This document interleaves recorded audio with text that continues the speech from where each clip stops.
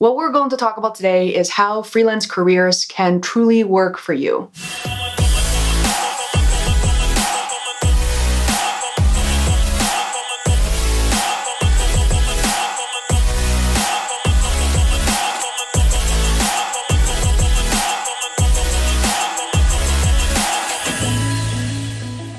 Hi there, this is Fei Wu and welcome to the Face World channel.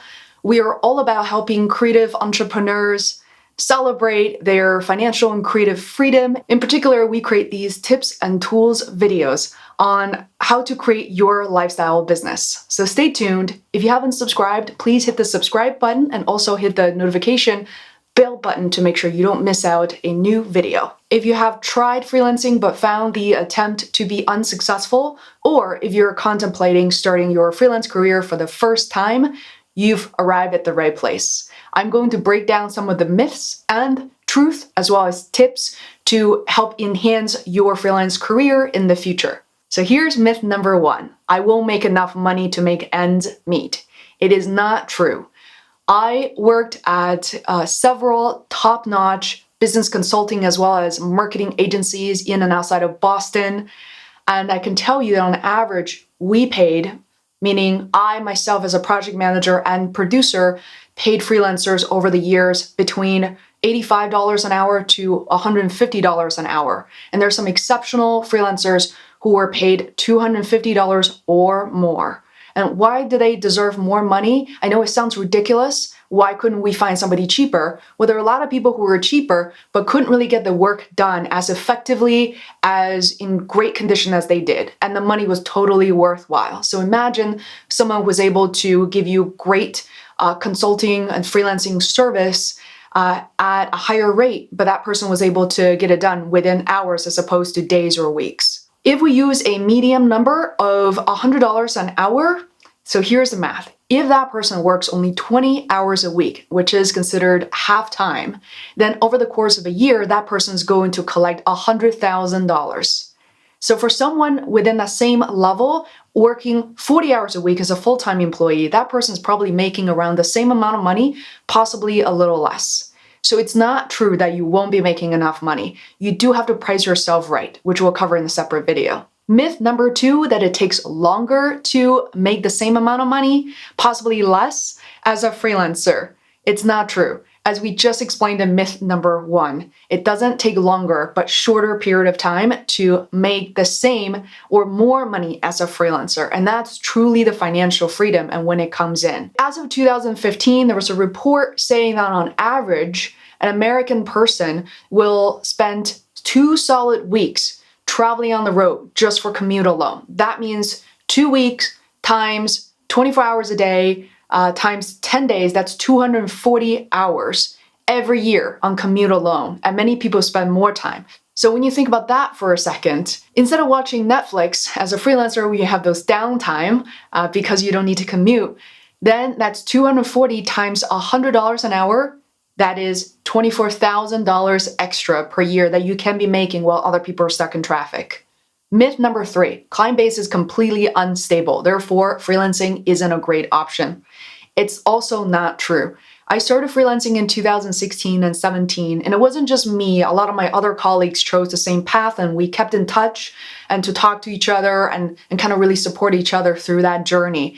That is always a really good idea. If you don't know somebody who's doing that, you can certainly find the freelancer community on Facebook, and you can simply Google or search on LinkedIn and be able to build your own community as well. So back to the point here, which is client base is unstable. It's not true. When I started, each of my clients, by the way, I had on average 3 to 4 clients who are, large enough agencies, medium-sized agencies at the time, and each one of them gave me on average 2 to 3 of their clients to work for. So even if you look at one of my clients alone, if one of their projects went away, I had the other 1 or 2 to rely on. And together really gave me the leverage and the base to work off of.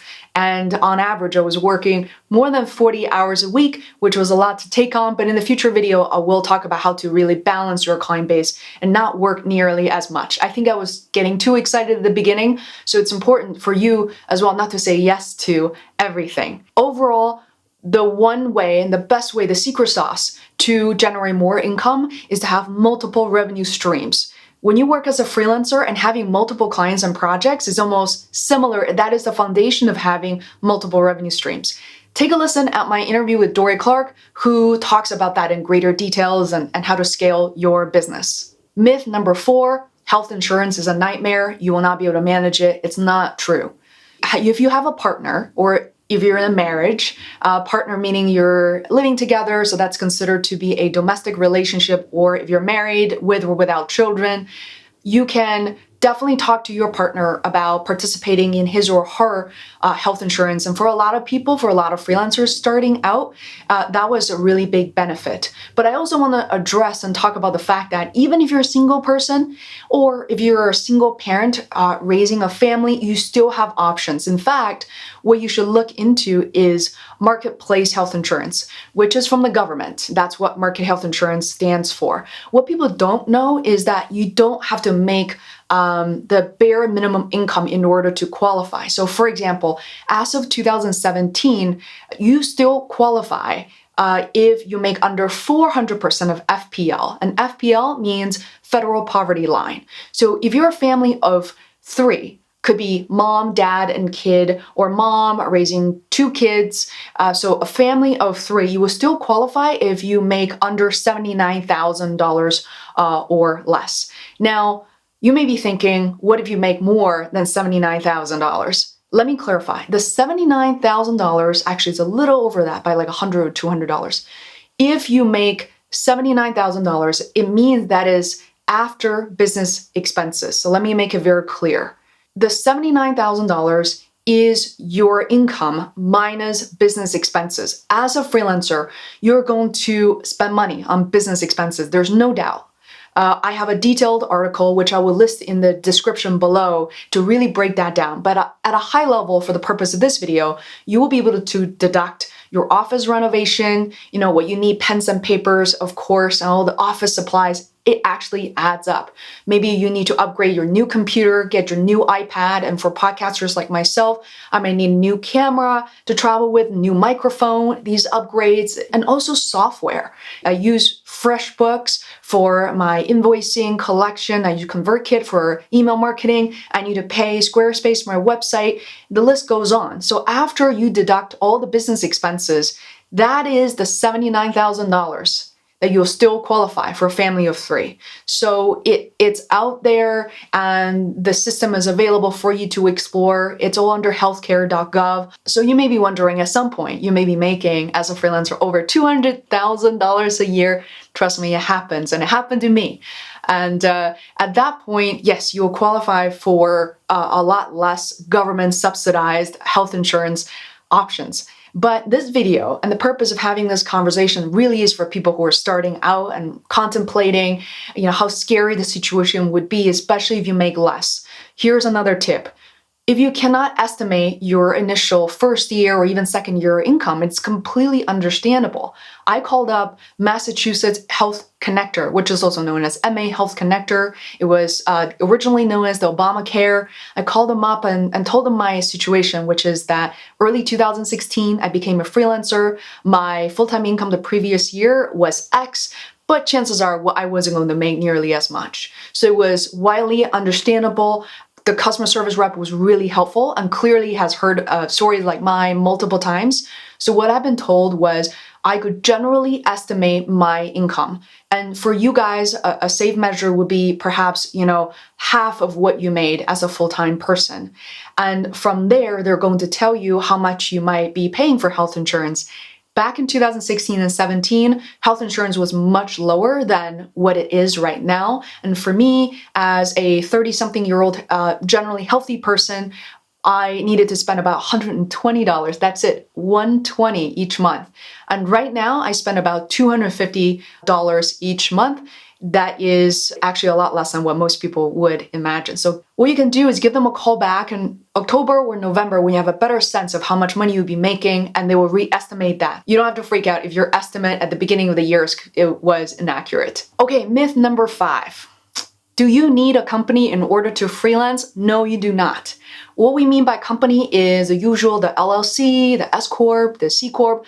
I have a detailed article which I'll link below on how to DIY and incorporate your own company without hiring an attorney or talking to a bunch of people and spend a lot of money. It's actually a very easy process. If you don't want to figure that out on your own, you can always pay LegalZoom a reasonable amount of money because the process is fairly straightforward. I recommend you check out and actually try to understand what you're doing as opposed to completely offshore it to someone else. You do not need a company. You can start freelancing right away as a sole proprietor. All you need is your social security number. You do not need an employer ID to do that.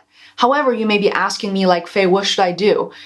If you're desperate to start freelancing. In the long run, it's not a bad idea to have your own company. And here's why. When you're a single person, when you're a sole proprietor, what happens is your business and your personal assets are both on the line if you happen to get into a lawsuit. That's very, very rare. If I were you, I wouldn't worry too much about that, but it is a possibility.